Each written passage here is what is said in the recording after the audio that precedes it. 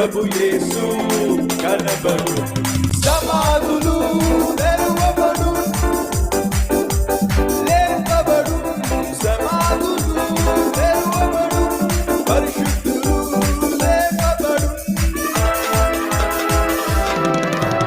ప్రభు యేసు నానయున్నాడు, ప్రతి మోకాలు వంగబడు.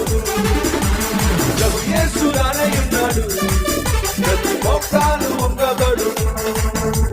సన్నుతించుమా సంగమా, కీర్తించుమా కుటుంబమా. సన్నుతించుమా సంగమా, కీర్తించుమా కుటుంబమా.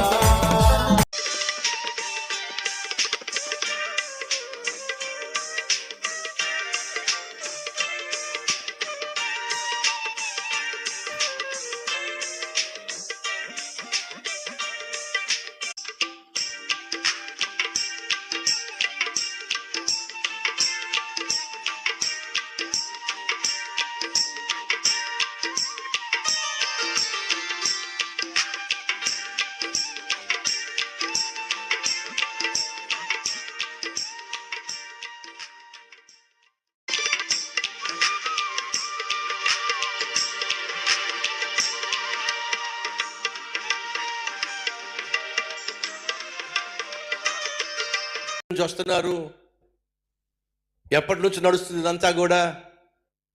అప్పుడు భర్తకి ఏమొస్తా చెప్పండి ఏమొస్తాం? ఖచ్చితంగా కోపం వస్తాయి.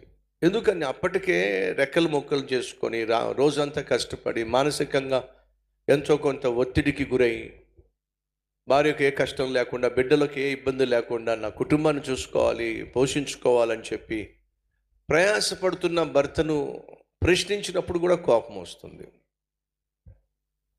కానీ సాధారణంగా భర్త కావచ్చు, భార్య కావచ్చు, లయ తప్పి జీవిస్తున్నప్పుడు ఏదైనా ఒక ప్రశ్నను వారిని వేస్తే సహజంగా కోపం వచ్చేస్తుంది.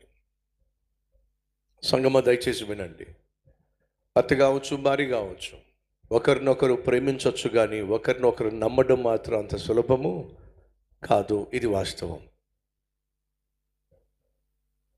దేవుడు నిన్ను నన్ను ప్రేమిస్తున్నాడు, అందులో సందేహం లేదు. కానీ నమ్మగలుగుతున్నాడా? దేవుడు నిన్ను నమ్మగలడా?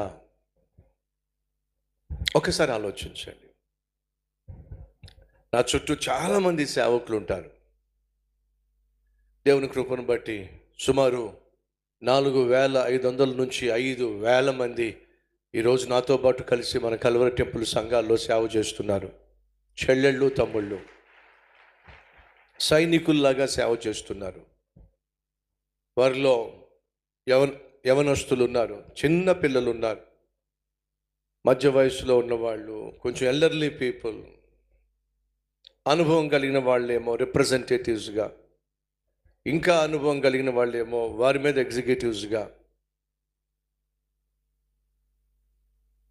అలాగే బ్రాంచెస్ని నడిపించడానికి బ్రాంచ్ ఎగ్జిక్యూటివ్స్గా, ఇలా సేవకులను సేవలో వారి బాధ్యతలు నిర్వర్తించడానికి ఉపయోగిస్తూ ఉంటాను. అందరినీ ప్రేమిస్తాను, అందులో సందేహం లేదు. కానీ అందరినీ నేను నమ్ముతానా అని ప్రశ్నిస్తే అందరినీ నేను నమ్మలేను.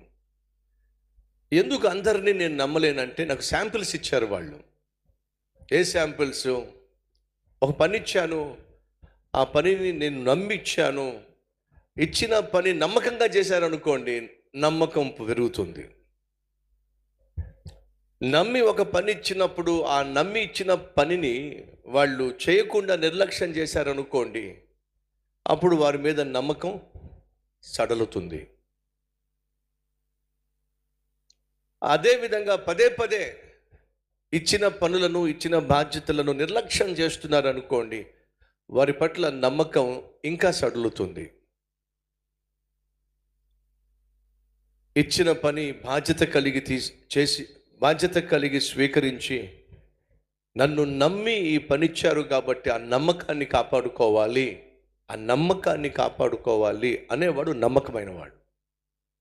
నమ్మకం యొక్క విలువ తెలియని వాడికి నమ్మకంగా జీవించటము అనేది అంత సులభము కాదు.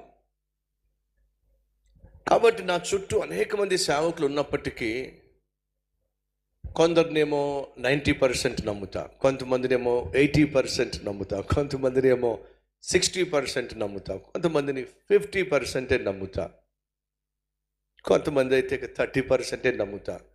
కొంతమందికి ఏదైనా ఒక పని అప్పగించాను అనుకోండి, చేస్తే చేస్తాడు, లేకపోతే లేదు. కానీ ఏం చేస్తావు, సేవలో ఉన్నాడుగా, ఇవ్వక తప్పదుగా అని చెప్పిస్తా. ఆ తర్వాత ఆ పని జరగచ్చు, జరగకపోవచ్చు. కొంతమందికి పని ఇస్తే ఖచ్చితంగా చేసేస్తాడు, 100% చేస్తాడు, అందులో సందేహం లేదు. మనం పనిచ్చి బాధ్యతనిచ్చి ప్రశాంతంగా ఉండొచ్చు అనేవాళ్ళు కూడా నాతో పాటు సేవలో ఉంటున్నారు. అలాంటి వారు ఉన్నప్పుడు సేవ ఖచ్చితంగా ఆశీర్వాదకరంగా మారుతుంది. అలాంటి వారి ద్వారానే సేవ ముందుకెళ్తుంది.